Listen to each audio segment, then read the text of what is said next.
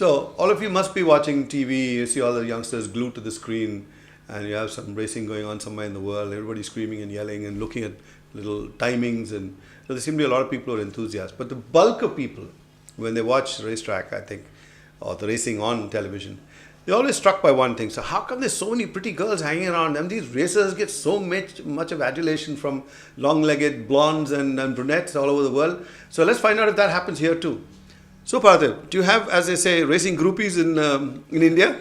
That's more of a myth, actually, because even they say even in Formula One, there are all these girls, groupies or whatever you call them. So girls, but you're so involved in the racing for the driver's side of it, that you don't have time to concentrate on these girls or. But of course, Hamilton ended up going around with one of the top models or whatever. Who was she? Nicole Scherzinger. The Pussycat Dolls. But that's. I mean, she wasn't one of the grid girls or whatever they call. These umbrella girls, grid girls. Okay. So there is the glamour side to it in Formula One. So where does the glamour come in? Is it post racing?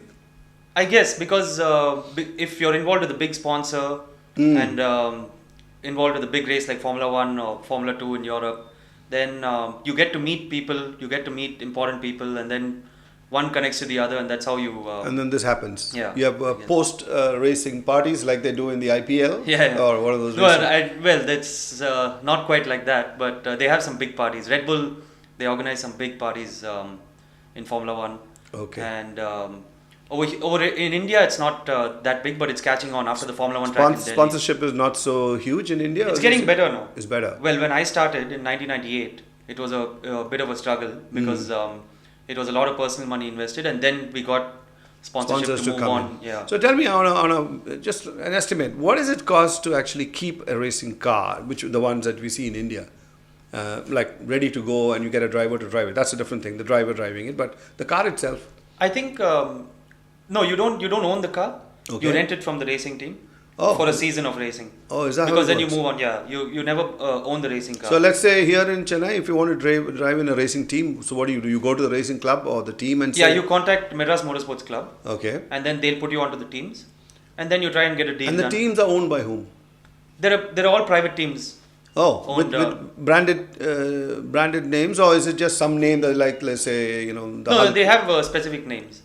And they're registered groups. Yeah, registered groups. And they own these cars. Yeah, they own the cars. Like JA Motorsport runs the MRF Championship. Okay. So you contact them and they will give you a drive. So what do they have? They have a bunch of cars? Yeah, they have more than 40 racing cars.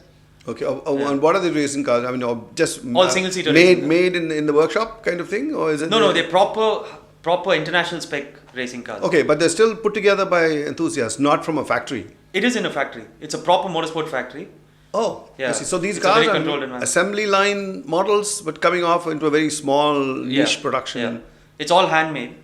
Okay. And very it adheres to the FIA crash tests and everything, because otherwise you can't race them. Okay. So they go through a lot of crash testing. It's all done very systematically, and so. Oh, that's good. So nobody has to really put out the money. You have to convince them that you're a good driver. No, you got to pay them to race for them. So they will charge you a certain fee to rent the car out for a season of racing, or a race by race basis. Okay, and then you keep the They provide the mechanics, okay, the engineers, and. So how does it pay off? I mean, you keep the winnings, or they keep the winnings? There's very less prize money in India. Okay. It's probably 25 or 50,000 a race. Okay. But it costs more to race actually. So it's like So you make money through the sponsorship. So it's like a race day at Guindy. Not really. I mean, you get a 1600 yard or whatever that race is. No, this is like proper racing, because a lot of young kids trying to move up the ladder in racing to make it to Formula 1 come through these categories. So you start in go-karting, then you get into this MRF Formula 1600. Okay. And then there's the MRF Formula 2000. Okay. Then you move on to the Asian racing, then European Formula 3, and then Formula 2. And so you're literally buying your way through? Yeah, if you have the right sponsorship, okay, then it's the right way to go about it. Without the sponsorship, you need really deep pockets to be able to sustain. Yeah. So is there any racer who's made it big in the world of racing who did it entirely on his own? There are many racers who've made it because of their own personal backing, and then made it to Formula One, and then made millions. So Okay. there are a lot of them which you'll be surprised with some of the names. Yeah. Big names too. Yeah. So, folks, that's it. Now, you know how you get into racing. You need a sponsor. So it's not something that is just drop into your lap. Just take a car and go drive it, and then they say, "Oh, you're a great driver." It's a long step. You got to start from the bottom stage by stage, and then you get into it. Finally, we'll talk about the actual vehicle in the last part of this interview. So we'll see you after the break.